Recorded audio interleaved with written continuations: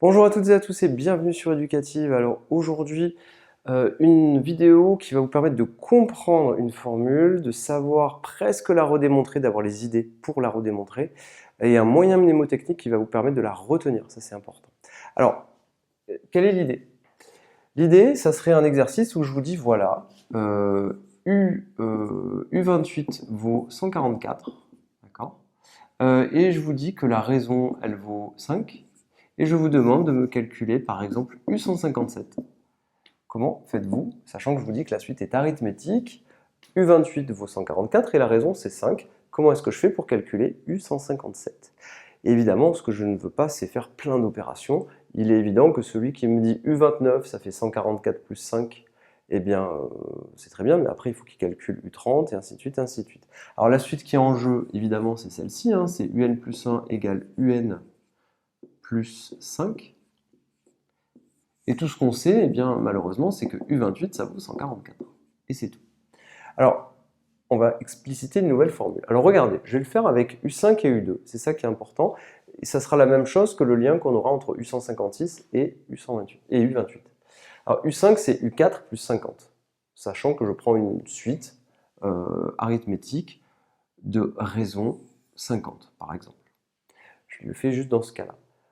U4, je m'aperçois que U4 c'est U3 plus 50. D'accord? U4 c'est U3 plus 50. Donc U4 je l'ai écrit U3 plus 50, le 50 je l'ai recopié ici. Mais moi je voulais une relation entre U5 et U2, par exemple, hein, c'était pas obligatoire, mais je voulais une relation entre U5 et U2. Donc U3, je sais qu'en écrivant U3 un petit peu mieux, si j'écris que U3 c'est pareil que U2 plus 50, que U2 plus 50 c'est égal à U3, eh bien je m'aperçois de quoi? Je m'aperçois finalement de la relation suivante, que U5 c'est égal à U2 plus, et je compte le nombre de fois qu'il y a eu 50. Il a été écrit 3 fois. U5 c'est donc égal à U2 plus 3 fois 50. Qu'est-ce que c'est ce 3? Ce 3, c'est le nombre de fois qu'on a écrit 50. Et 50, combien de fois on l'a écrit? Eh bien, on l'a écrit 3 fois. Ça correspond à quoi? À 5 moins 2.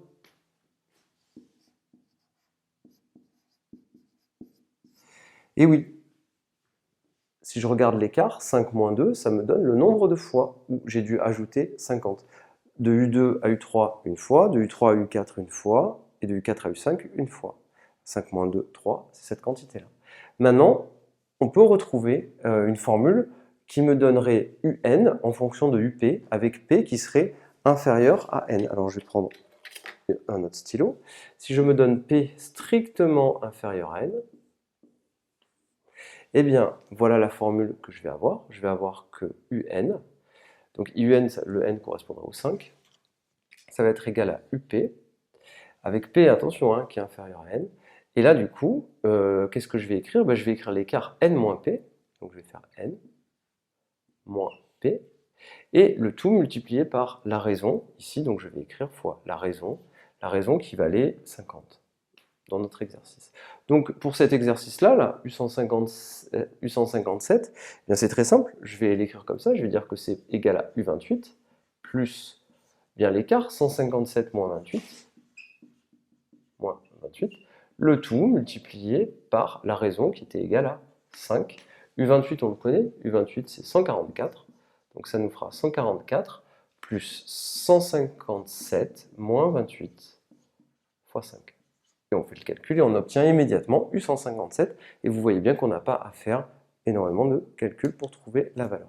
Donc retenez bien cette formule, si jamais vous n'en souvenez pas, eh bien vous vous rappelez, vous faites un petit exercice avec 5 et 2, vous le retrouvez très facilement, et au moins vous connaîtrez votre formule qui nous permet de calculer explicitement UN en fonction de UP et évidemment de N. Je vous remercie et à très bientôt sur Éducative.